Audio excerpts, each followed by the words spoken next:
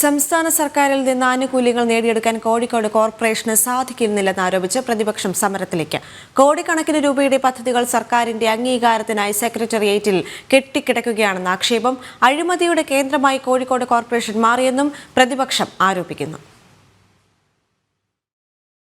കോഴിക്കോടിന്റെ മുഖച്ഛായ തന്നെ മാറ്റാൻ സാധിക്കുന്ന നിരവധി പദ്ധതികളാണ് സംസ്ഥാന സർക്കാരിന്റെ അനുമതിക്കായി കാത്തിരിക്കുന്നത്. കല്ലായിപ്പുഴയുടെ ഒഴുക്കിന് തടസ്സമായി അടിഞ്ഞുകൂടിയ മണ്ണും ചെളിയും നീക്കം ചെയ്യാനുള്ള പദ്ധതിക്ക് വർഷങ്ങളുടെ പഴക്കമുണ്ട്.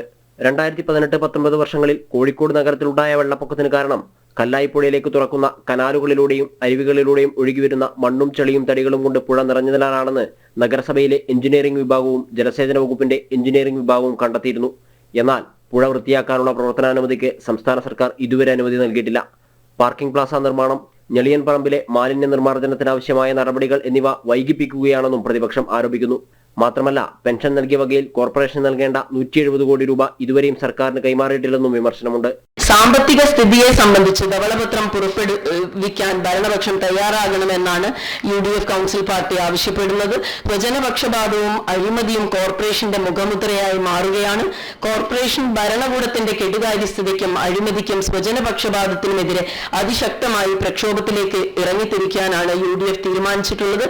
കോർപ്പറേഷന്റെയും സംസ്ഥാന സർക്കാരിന്റെയും നടപടികളിൽ പ്രതിഷേധിച്ച് കല്ലായിപ്പുഴയ്ക്ക് സമീപം 13-നും നിയമസഭാ സമ്മേളനം നടക്കുമ്പോൾ നിയമസഭയ്ക്ക് പുറത്തും പ്രതിഷേധം സംഘടിപ്പിക്കാനാണ് പ്രതിപക്ഷത്തിന്റെ തീരുമാനം.